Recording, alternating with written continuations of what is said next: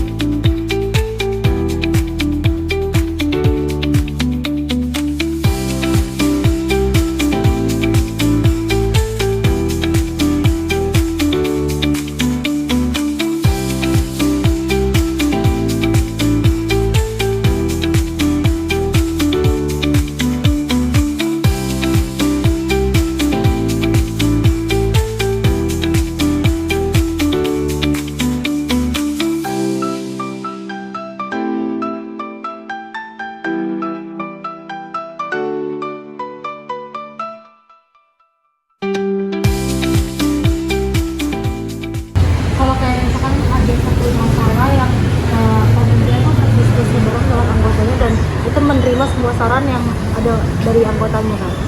Gitu. Jadi nggak egois sama pemikirannya dia sendiri doang.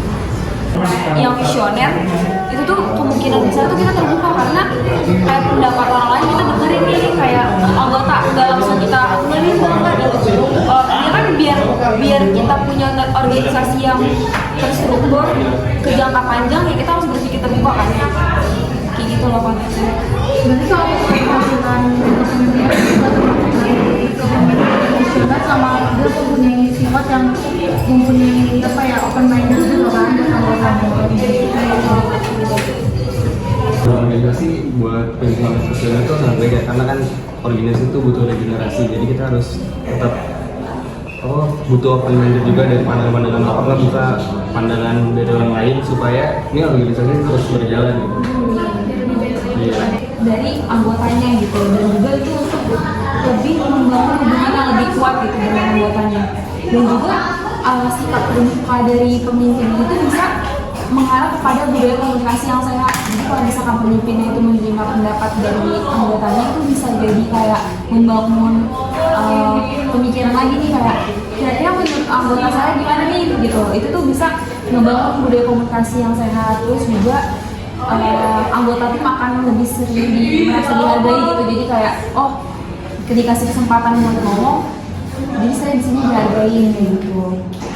Terus habis itu dia juga nanti bakal lebih termotivasi untuk bekerja sama menuju visi yang udah ditetapin sama organisasi. Ya. Nah, terus yang terakhir itu juga dia meningkatkan kemampuan bisa beradaptasi gitu dengan perubahan yang ada. Apalagi kan sekarang era digital gitu kan, semua perkembangannya cepet banget. Jadi baik dalam hal teknologi maupun dinamika yang ada di luar maupun di dalam. Oke, selanjutnya setelah ini kita bakal ada studi kasus.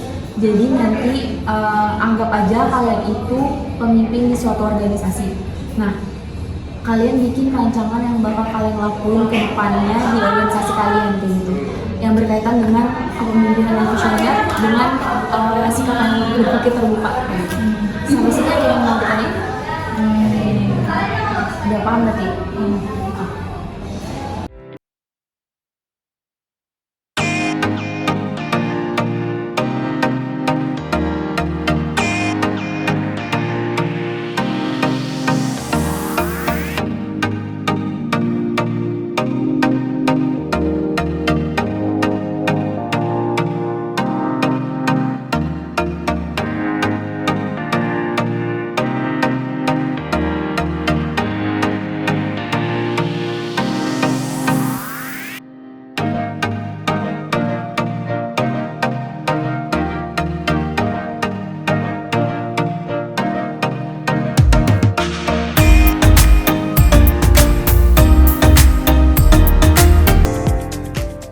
Jadi hasil dari rancangan yang tadi sudah dikasih dari kita itu ada 4 ya Kak. Kalau menurut aku itu ada pengembangan diri, itu yang dimana fasilitas program pelatihan kita nih dikembangkan untuk meningkatkan kompetensi anggota-anggotanya. Terus yang keduanya itu ada pengakuan, jadi kayak setiap anggota yang bisa ngasih saran atau apapun itu kayak ngasih report gitu dengan kayak ucapan ya terima kasih banyak atas kontribusinya gitu. Terus kalau itu ada Tadi yang aku juga ngomongin kalau di komunikasi tuh kalau misalnya di organisasi itu harus ada komunikasi yang baik karena biar merasa dihargai misalnya itu. Nah terus juga ada kepercayaan. Kepercayaan itu kita jadi membangun nyiptain lingkungan kerja organisasi kita tuh yang positif. Jadi biar orang-orang yang kerjanya ini, yang berorganisasi ini sama kita jadi lebih terbuka sama saling percaya sama kitanya sendiri. itu yang keempat itu ada edukasi Kak. Jadi gimana tuh kayak didorong ya anggota-anggotanya untuk menemukan ide-ide baru dan beri ruang untuk eksperimen. Jadi kayak kan kalau di organisasi kan banyak proker-proker ya Kak. Jadi kita menerima saran-saran dari anggota yang memang menemukan proker baru yang sebelumnya belum pernah dilaksanakan dari periode sebelumnya gitu Kak. Terima kasih Kak. Oke, makasih